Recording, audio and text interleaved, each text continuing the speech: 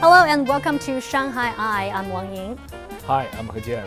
Monday through Friday on Dragon TV, we bring you stories to explore and decode China, and we'll focus a lot on Shanghai. We will look at business, tech, urban life, arts and culture, and sports. And we are going to provide you with our top tips on work, study, life, and travel in China.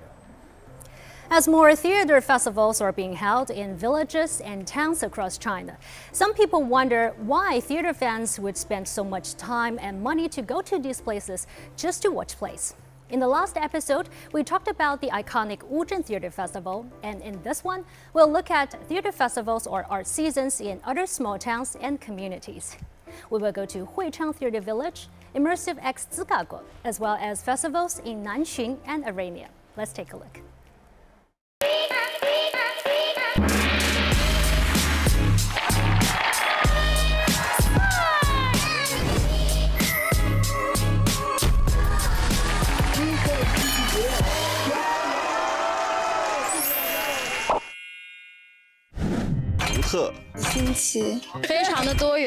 I feel a little bit like home. It's impressive. 像这个场面，包括在电影里面、电视里面都没见过。 These thoughts from people who have visited these different villages helped us dig deeper into the topic. First up is Huichang Theater Village. My keywords for it are a fertile land.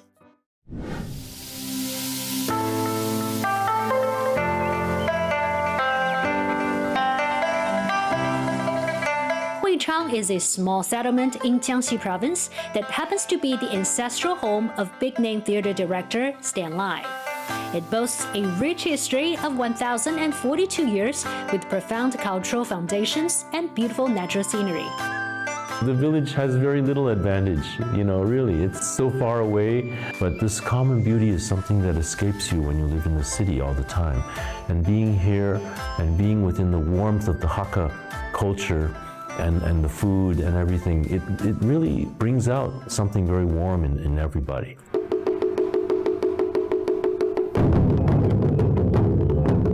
On January the 5th, 2024, it hosted an unprecedented scene when more than 200,000 visitors celebrated the opening of Huichang Theater Village. It included theater practitioners, performing arts groups, experts, and tourists. Huichang Theater Village unveiled its second theater season not long after, bringing together a handful of national and international performers and troupes. This includes Poland's Son of the Goat Theater that performed Hamlet, a commentary, an experimental prequel to the Shakespeare classic. Because Shakespeare's language is like a musical composition. So part of our inspiration was to look at not what the Hamlet means as play, but how does it sound? We are presenting the possible, potential emotions translated through the music. Of course, the biggest reason I say Huichang Theater Village is a fertile land is not just because it's a remote rural village that has only hosted 2 theater seasons, but because of Hesheng Institute of Theater Technology, a career-oriented institute focused on training people for all sorts of jobs within the theater industry. Located within Huichang Theater Village, the institute offers majors in stage, lighting, sound, and costumes. It now has 180 students in 2 grades. 1、2、3。为什么会选择这个学校在戏剧小镇里面？是希望能够去创造一个全沉浸式的戏剧教育环境。眼前好像我们在培训这200-300个学生。 对我来说，长远的是我们在培训这个 industry。如果说这100-200人或200-300人这个种子，对不对？它可以慢慢影响到或渗透到这个市场，慢慢大家都有这个 standard， 就是国外对于技术跟安全要求的标准的时候，那个时候就 OK 了。在这个学校待了1年不到，也接触了灯光专业。 怎么让它的亮度更亮啊、更暗，适合怎样的场景，要考虑很多，挺好玩的。This theater village is great, but it's worth noting that it needs time to take root. Just like Lai said, the development of cultural industries requires more than building some theaters. It needs a whole bunch of professional people with different skill sets. What my vision of this place is where there's theater all year round. It's not just a 2-week deal every year, but we have activities all year round and we have performances hopefully every weekend, but that's a goal that we can't achieve immediately, but we're going to try. And that means setting up a theater group, a troupe here. And that's in my mind and we're working on it and it probably will happen.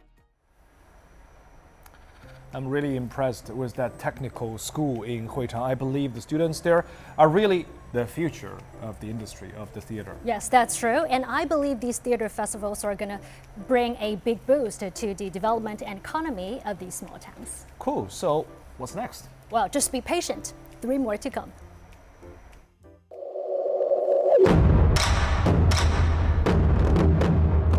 Okay, let's not forget 2 other historical villages in Shanghai and Zhejiang province. They are Zhujiajiao Ancient Town in Shanghai's Qingpu district and Nanxun Ancient Town in Huzhou's Nanxun district. The art season Immersive Zigago is in Zhujiajiao. My keywords for it will be linking various industries.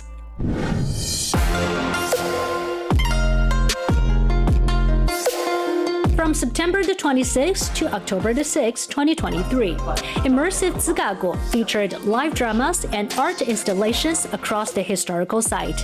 It included the dance drama T-Spell and more than a dozen other performances by emerging actors, musicians, and dancers. 并没有所谓的舞台，也没有所谓的座位。我们任何一个空间都可以成为我们超沉浸制造局，成为我们这个朱家角艺术季的演出场地。我们更希望看到的是产业的价值，比如说它和旅游和零售、和酒店、和餐饮等等，就是在不同的场合当中进行一个表演，它或许可以给我们带来不同的一些产业特点和产业魅力。Also, Nanxun International Children Cultural and Arts Season, a significant component of the 23rd China-Shanghai International Arts Festival, was held in Nanxun District, Huzhou, from October the 12th to 27th, 2024. My keywords for it will be family time. This art season in Nanxun involved 6 major performances, 13 immersive shows, and around 200 parades.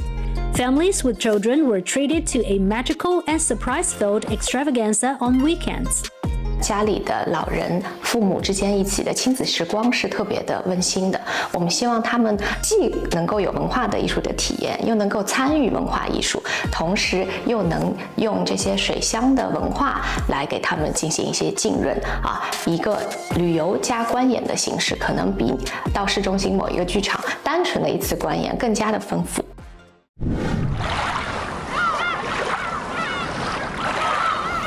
Enough about southern China, let's head north to the resort town of Arania in Hebei province. With its serene seascape and minimalistic architectural aesthetic, it is a popular destination for urbanites seeking a tranquil weekend getaway. It's also host to the Arania Theater Festival. My keyword for it will be just like its slogan, half water, half stage. Launched in 2021, the Arania Theater Festival is the first in China that takes place by the sea. It also refers to the concept that drama, like the sea, is unlimited. In addition to the many theater performances, the most unique feature of the festival was Migratory Birds 300, an event where 300 artists from different backgrounds set up camp along the seafront and created art together for 300 hours.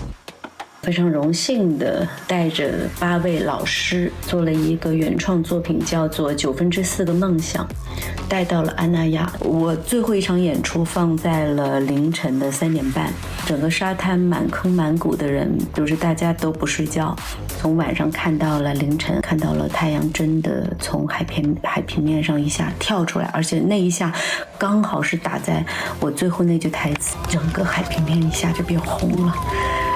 很浪漫，很浪漫。 I feel with Anaya, the most special thing of it is architectures, and because unlike Wuzhen village or Zhujiajiao village, which has always been like very famous water village in China and has its very unique traditional architecture, Anaya, I think they were like designed and built from scratch. So everything is like specially designed for the residential area, but also for the theater festival. Theater happening in house ground, house yard, and things like that. It's quite unique.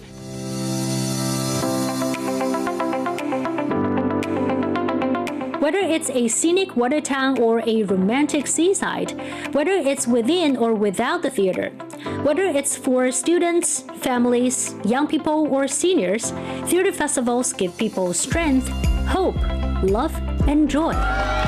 Although those theater festivals are still growing, they are all making efforts to cultivate different seeds within the country's performing arts industry. All of them are developing gradually and surely will blossom in the near future.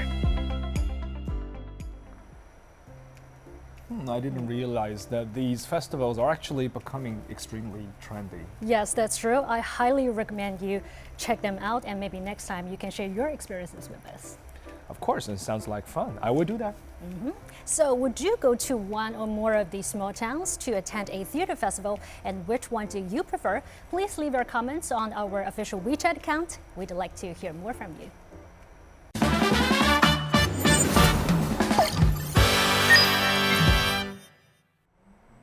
In today's Shanghai A to Z section, we are looking at how an expat can update their residence permit if they have moved to a new place.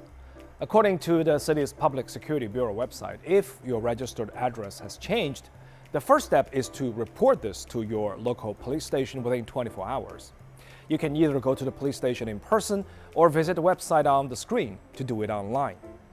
The second step is to file an application with the Shanghai Public Security Exit Entry Administration Bureau for a change in residence permit information within 10 days of the exchange of address. You can, of course, do this in person, or you get it done on the Exit and Entry Administration's website. If the online review is successful, you can print out a processing receipt as proof of the change of address. Moving house is stressful enough on its own. Both of these steps are fairly easy to accomplish online, but if you are not sure, avoid the stress, just go in person where someone can help you get it done. In today's Q&A, we have a question from a potential dog owner. Matt asks, what dog breeds are prohibited in Shanghai? Before we start, it's important to know that following breeds I'm about to name are by no means the full list, and regulations are subject to change at any time, so make sure to check with your breeder or go to the local Agricultural and Rural Affairs office to get the latest information. Dog breeds including Mastiffs, Rottweilers, Wolf dogs, Bulldogs, and some Terriers are prohibited in Shanghai due to their potentially aggressive temper. We should also mention that mixes of these breeds are also not allowed. This, of course, leaves plenty of breeds for you to choose from, and we hope you find the ideal pet.